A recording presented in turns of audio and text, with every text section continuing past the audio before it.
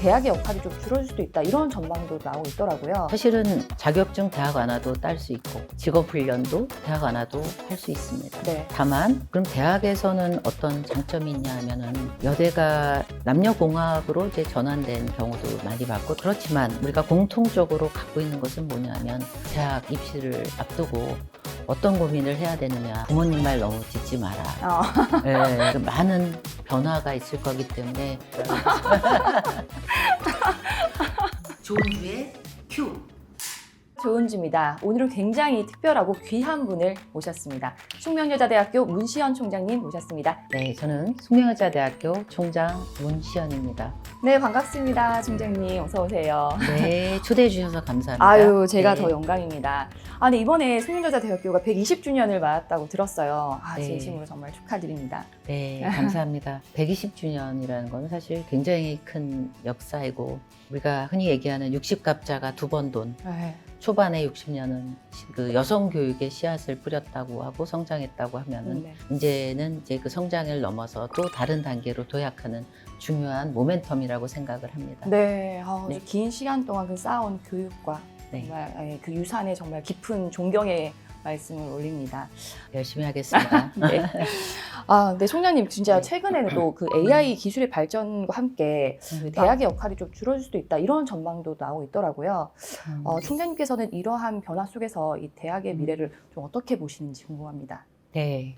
모든 게 항상 예전 같지는 않습니다. 그거는 사실인데, 역할이 줄어든다기보다는 역할의 변화라고 저는 보여집니다. 네. 저는 이제 그 생각을 할 때마다 이제 드는 게, 그 플라톤으로 이제 고대로 우리가 거슬러 올라가면 거기서 이제 소크라테스가 하는 이야기가 있는데, 굉장히 오랜 이야기지만 네. 어떻게 보면 인류의 역사 속에서 나오는 이야기인데, 소크라테스가 처음에 우리가 문자라는 것이 없었을 때 문자의 발명에 대해서 비판을 합니다. 문자가 나옴으로써 우리의 기억력을 쇠퇴시킬 것이다.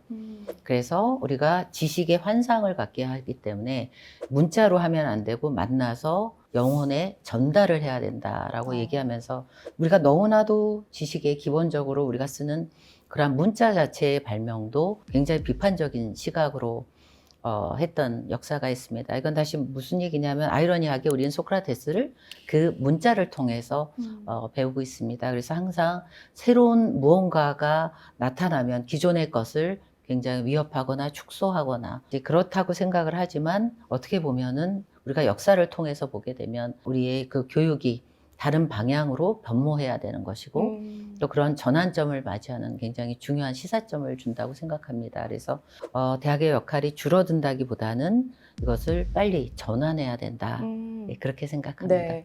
어떻게 줄어든다기보다는 오히려 더 중요해질 수도 있는 거네요. 그러니까. 맞습니다. 네. 그래서 어떻게 보면 대학 교육의 근본적인 우리가 왜 교육을 해야 되는가를 묻는, 대학 교육에 대한 성찰을 오히려 제기하는 이제 그런 시점이라고 보고, 다만 이러한 교육의 트랜지션, 그것을 사실은 어떻게 보면 교육 현장이 지금 이제 혼란이다 이렇게 얘기할 수도 있는데, 네.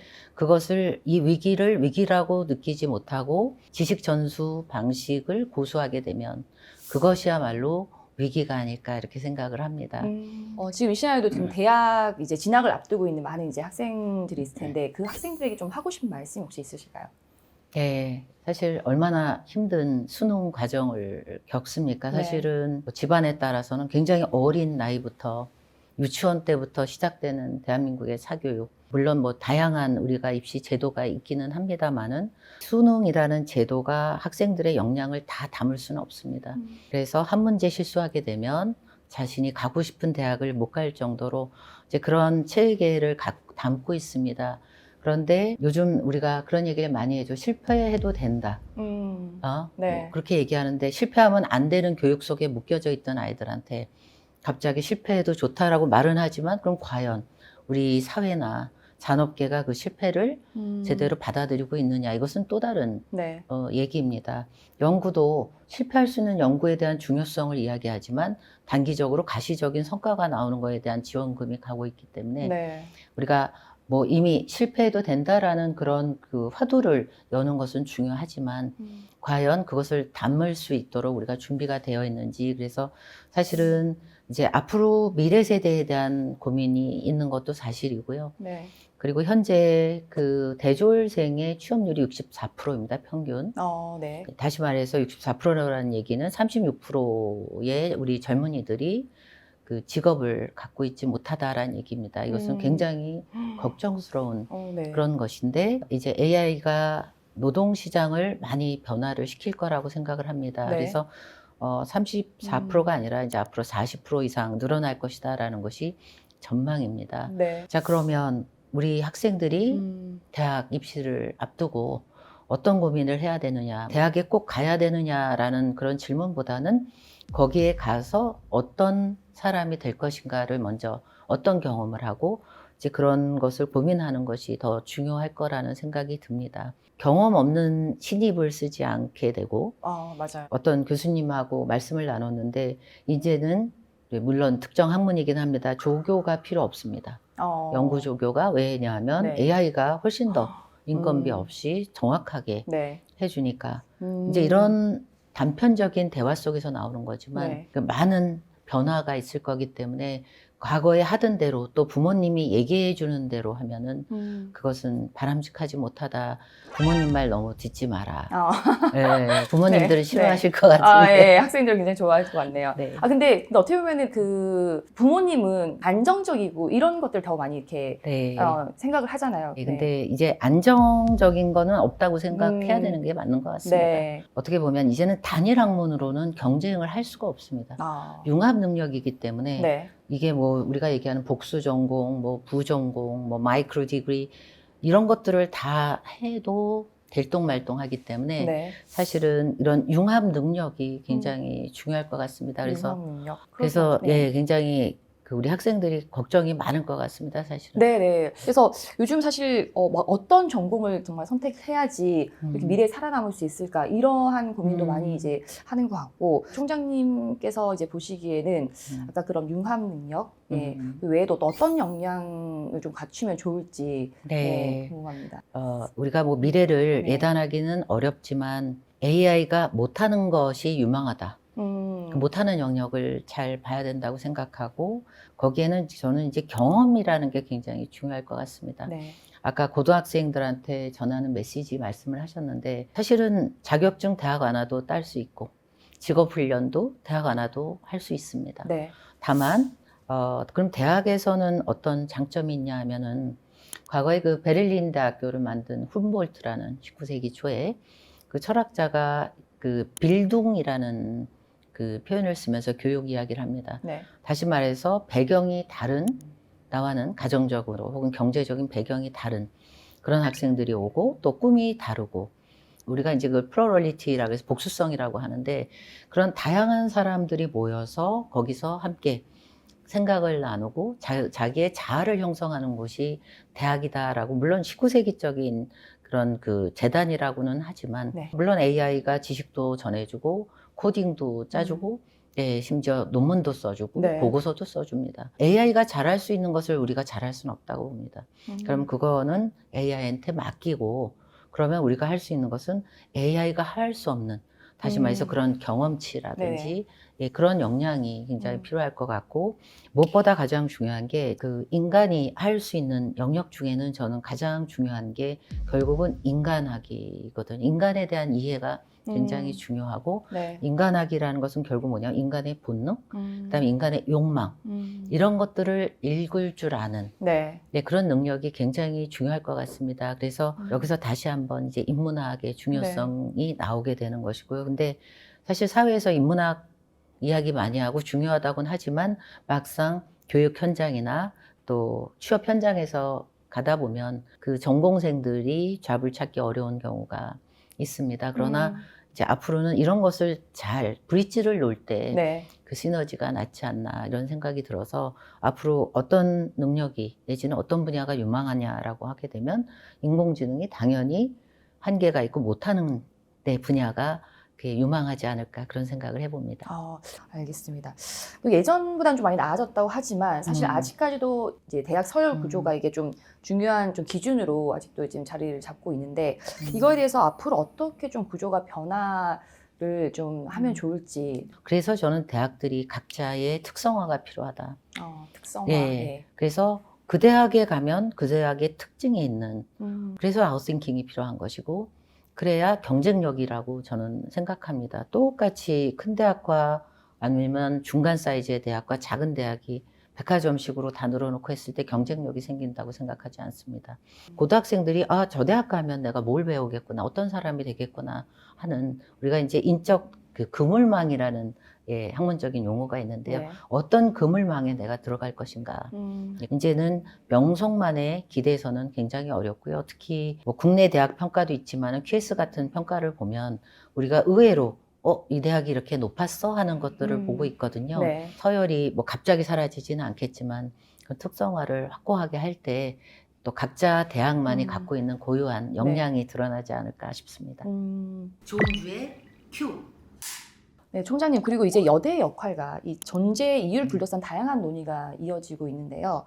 총장님께서는 오늘날 이 여대가 사회에서 좀 어떤 의미를 가져야 한다고 보시는지 궁금합니다. 네. 네. 여대가 뭐 남녀공학으로 이제 전환된 경우도 많이 봤고 또 앞으로 전환될 학교도 있는 것으로 알고 있습니다. 그러나 어쨌든 그 여대를 만들었을 때 어떻게 보면은 그 창학 취지가 다 있습니다. 같은 여대라고 하더라도 그 담고 있는 정신이 굉장히 다르다고 생각을 합니다. 그렇지만 우리가 공통적으로 갖고 있는 것은 뭐냐면 여대는 여성을 보호하는 공간이 아니라 4년간의 여성이 리더로서 그 안에서 훈련된 4년간의 리더십은 앞으로 나아가서도 굉장히 큰 자산이 될 수 있을 거라고 생각합니다. 그래서 여대는 여성을 보호하는 공간이 아니라 여성을 어떻게 보면 더욱 강하게 만들어주고 주체적인 그런 존재로서 키우는 공간이기 때문에 굉장히 필요하다라고 생각을 하고 네. 아직까지 우리가 OECD 기준에서 굉장히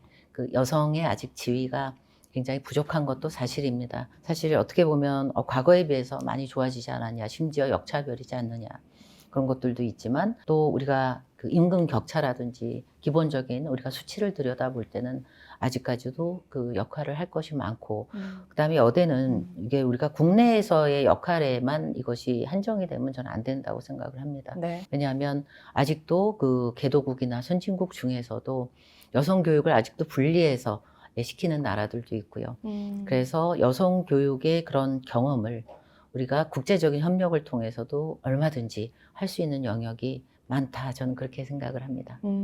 그리고 또 총장님께서도 인문학 쪽을 전공을 하신 걸로 네, 알고 있는데요. 네, 네. 그렇게 인문학 쪽을 연구하시던 또 교수님에서 현재 또 대학 전체 방향을 결정하는 이제 총장님의 역할을 맡고 계신데 이게 인문학 연구자로 살아온 그런 시간이 지금 사람을 이해하고 조직을 이끄는데 어떤 영향을 주는지 그거를 이제 그 깊이 생각한 건 아니지만 네. 제가 이제 그 총장직을 수행하면서 느끼는 것이 사실 일하면서 제일 중요한 거는 결국 사람입니다. 네. 예, 일을 하다 보면 생각이 다른 사람들을 많이 만나게 됩니다. 가치도 다르고 추진하는 방향도 다르고. 네. 근데 그 과거에 우리가 고대 비극을 보게 되면 악과 선의 대항이 아니라 정말 그 수준 높은 그 비극에서는 선과 선의 대치예요. 그러니까 어떤 것이 맞고 틀리고의 문제가 아니라 생각이 다른 사람들을 이끌어 감에 있어서 뭐 과거처럼 나를 따르라는 아니기 때문에 네. 그래서 제가 얘기하는 것 중에 인간은 정말 엄청나게 이기적인 그런 특성을 갖고 있는데 네. 놀랍게도 네. 공감 능력을 가지고 있다. 어... 그래서 그 공감대를 이끌어 나가는 그것은 인간이 갖고 있는 네. 기본적인 그 이해에서 출발을 해야 된다고 생각을 해요. 그렇다고 해서 뭐 인간을 다 이해한다고 해서 제가 뭐 완벽하게 소통한다라고 얘기할 수는 없지만 그래도 가급적이면 좀 이해하려고 하고 그런 면에서는 도움을 받지 않나 싶은데 구성원들한테 물어봐야 될 것 같습니다. 근데 아까 좀 갑자기 이렇게 궁금해진 점이 네. 그렇게 그 총장님의 어떤 그 화법이 굉장히 인상 깊어요. 되게 약간 뭔가 우아하시고 되게 품격이 느껴지는 이런 그, 말투에서 되게 배우고 싶다 이런 생각이 들더라고요. 네. 혹시 총장님 MBTI가 어떻게 되시는지 여쭤봐도 되나요? MBTI가 ESTJ입니다. ESTJ. 네네네. 네. 동물로 하니까 사자가 나오더라고요. 그래요? 네, 그래서 제가 남편 네. 거를 넣어봤는데 네. 사슴이 나오더라고요. 아, 그래서 제 도시락이네 제가. 좋은 주에 큐. 혹시 총장님께서는 이제 그 최근 학생들 가까이 이렇게 보시면서 과거 세대랑은 참 이런 게 좀 많이 달라진 것 같다. 이렇게 뭐 느끼는 네. 부분이 있을까요? 아우 너무 많죠. 네. 너무 많죠. 네. 전 재밌는 게 1, 2년 선배들이 후배들 보고 요즘 애들이라고 얘기를 해서 네. 저희 입장에서는 그저 웃지요. 아, 근데 그저 웃지요. 우리가 네. 그 얘기 많이 하는 제가요, 굳이 젊은 세대들이 많이 쓰는 단어들이 있잖아요. 네. 그런 것들에서 보면 확실히 우리 때는 싫은 것도 별로 얘기 잘 못했잖아요. 네. 아, 해야 되나 보다 하고 가는데 네. 요즘 학생들은 그런 면에서 굉장히 그런 부분에서 솔직하고 네, 의사표현 할 줄 알고 그러다 보면 이제 그 기성세대는 놀라죠. 뭐야 요즘 애들은 왜 그래 라고 하지만 저는 그게 더 바람직하다고 생각이 됩니다. 그래서 의사표현을 정확하게 할 줄 아는 것. 네.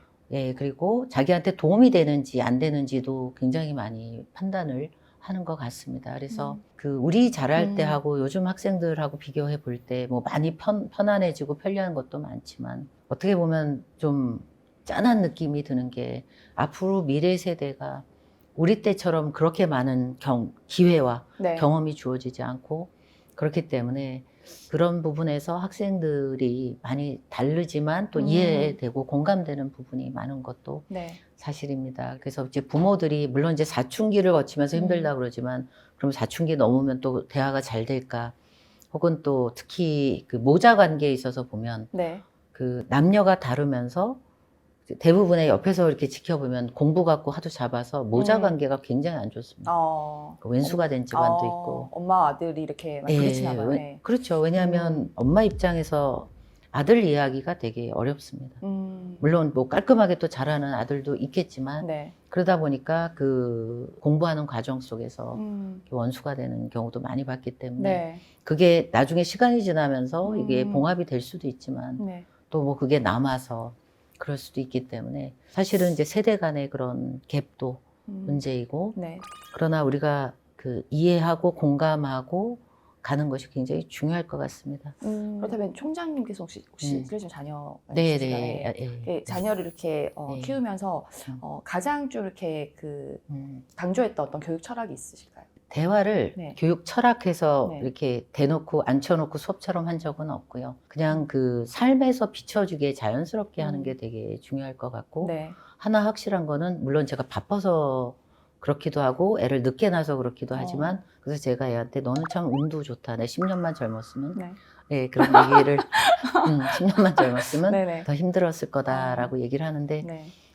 그냥 어떻게 보면 방임인데 자유방임. 네네. 그래서 네. 제가 얘한테 내가 너무 방임을 한 것 같아. 내가 너를 조금 조였으면 좀 달라졌을까 그랬더니 그러면 관계가 너무 악화됐을 것 같다.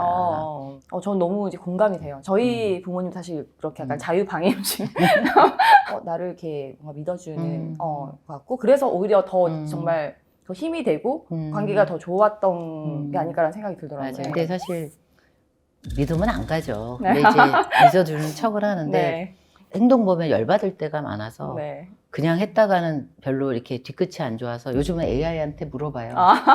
네, 그럼 되게 이렇게 네. 오글오글한 답을 그래 힘들지 네. 뭐 이러면서 저한테 이대로는 너무 과격하다고 쓰더라고요. 네, 그래서 너무 과격하니 이렇게 해라. 뭐 이렇게. 그리고 좀 이건 좀 개인적인 질문인데 네. 총장님은 혹시 어떨 때 가장 좀 이렇게 행복을 느끼는지 그 행장님만의 어떤 그런 행복의 어떤 철학은 어떤 건지 궁금합니다. 그 철학은 아닌데 네. 제가 행복감을 느낄 때는 그 나눌 때예요. 그러니까 나눔이 딴 게 아니라 맛있는 음식을 딱 접하면 생각나는 사람들이 꼭 있어요. 이거 누가 좋아하는데? 그러니까 저는 맛있는 음식도 혼자 먹으면 맛이 없어요. 그래서 그런 좋은 사람들과 좋은 음식을 나눌 때 혹은 학생들과 지식을 나눌 때 내 한마디가 그 학생의 삶에 변화를 일으킬 때 그러니까 그 나눔이라는 게 뭐 그 다른 무질적인 나눔뿐만 아니라 네. 그래서 그런 걸 할 때 그 행복감을 느끼는 것 같아요. 네. 그쵸. 그 말 한마디가 정말 어떤 음. 사람한테는 정말 인생을 또 이렇게 큰 지대한 영향을 주는 또 그런 말일 네. 수도 있는 거니까요. 네. 네. 사실 저도 네. 기억을 못 하는데 학생이 그때 그렇게 말씀 주셔서 이렇게 했어요라고 할 때는 제가 사실은 굉장히 놀래죠. 픽업하죠. 내가 이렇게 만들었어. 예, 그래서 네. 다 기억은 못하지만 제가 한 한마디가 누군가의 삶에 영향을 미치는구나 이런 걸 느낄 때 더 책임감이 크게 느껴집니다. 네. 그래서 그런가요? 예전 어떤 그 연구 결과 보니까 그 가장 행복도 높은 그 직업군이 예, 교육자더라고요. 예. 네. 네. 그게 약간 방금 말씀하셨듯이 그 누군가한테 되게 좋은 영향을 주고 이제 그런 피드백을 받으면서 본인 삶이 더 이렇게 좀 마음이 더 충만해지고. 완전히 공감하고 교수님들 보면 네. 다른 직종에 비해서 전부 다 동안이세요. 그래서 확실히 네. 또 젊은 그 학생들하고 접하면서 그래서 그런지 어째서 그러신지 제가 뵐 때는 다른 직업군에 비해서 전부 다 젊어 보이시는 것 같아요. 네, 그런 영향이 있을 것 같아요. 네. 네. 다들 교수님들이 동안인 분들이 많으세요. 총장님 비롯해서 오늘 이렇게 또 총장님 뵙고 다양한 이야기 지금 나눠보고 있는데요. 네, 마지막으로 총장님 앞으로의 어떤 목표와 계획 궁금합니다. 이제 제가 총장이 된 지 1년 반이 조금 넘었고요. 네. 외국인 학생에 대한 목표를 세웠는데 그것도 이제 잘 순항해서 가고 있고 이제 제가 지금 남은 미션이라고 생각하는 것이 저희 대강당 건축입니다. 네. 그래서 거기에는 많은 또 재원이 들고 또 복잡한 과정이 있어서 그거를 어떻게 보면 토대를 잘 마련해야 되지 않나 하는 거 하고 또 시작한 한류국제대학을 잘 만들어서 한류를 배우고 싶으면 우리 숙명여대를 찾아야 되는 한류 중심의 그런 대학 또 한류를 다시 쓰는 그런 대학으로 자리 잡는 것이 앞으로의 목표입니다. 네, 저희도 열심히 응원하도록 하겠습니다. 감사합니다. 네, 지금까지 숙명여대 문시연 총장님과 함께했습니다. 고맙습니다. 감사합니다.